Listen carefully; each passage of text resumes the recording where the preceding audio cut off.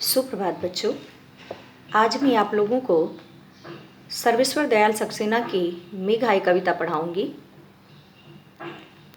कविता पढ़ाने से पहले कवि का संक्षिप्त परिचय मैं दे दूं।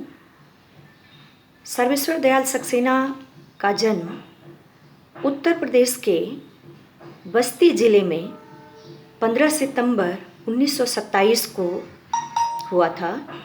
इनकी प्रारंभिक शिक्षा स्थानीय विद्यालय में तथा बीए और एमए की डिग्री इन्होंने इलाहाबाद विश्वविद्यालय से प्राप्त की।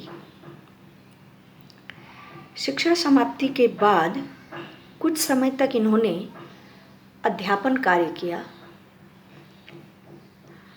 उसके बाद 1965 में साप्ताहिक पत्रिका दिनमान के उपसंपादक बने। तत्पश्चात बच्चों की लोकप्रिय पत्रिका पराग का संपादन किया। इनकी प्रमुख रचनाओं में काठ की घंटियाँ, बांस का पुल, सूनी नाव, गर्म हवाएं, कुआनो नदी, जंगल का दर्द और खूंटियों पर टंगे लोग हैं। इनकी कविता खूंटियों पर टंगे लोग के लिए इन्हें 1983 में साहित्य अकादमी पुरस्कार मिला। गद्य एवं पद्य दोनों विधाओं में इन्होंने रचनाएं की है।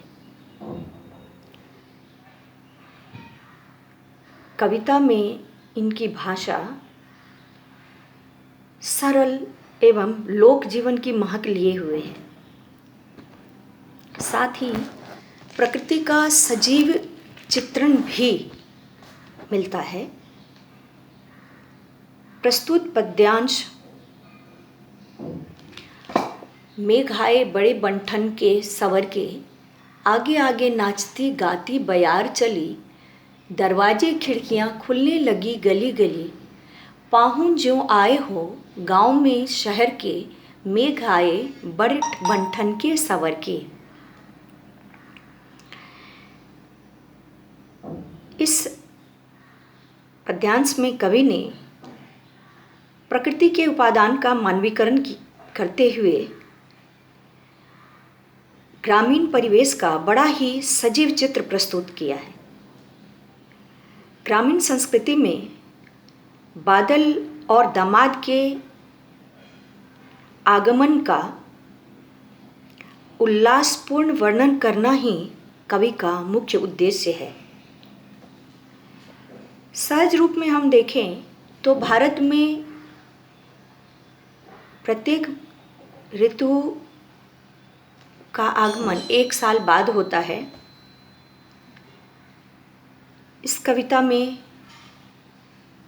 बरसात के आगमन का वर्णन किया गया है, जिसमें मेघ को शहरी दामाद के रूप में प्रस्तुत किया गया है। कहते हैं कि कवि कह रहे हैं कि बरसात के दिनों में बादल उमड़ घुमड़ कर आसमान पर छा जाते हैं।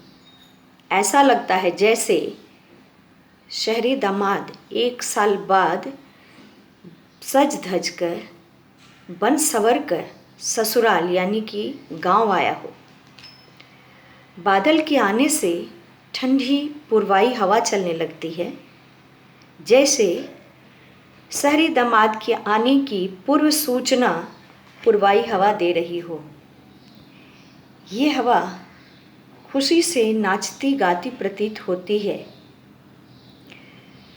गर्मी से बेहाल लोग लू से बचने के लिए दरवाजे खिड़कियां बंद रखे थे, और जैसे ही ठंडी पूर्वाई हवा चलने लगी, उन्होंने खिड़की दरवाजे खोलकर इस ठंडी हवा का आनंद लेने लगे। जैसे कि शहरी दामाद को देखने के लिए इन्होंने खिड़की दरवाजे खोल लिए हों। आज के लिए बस इतना ही।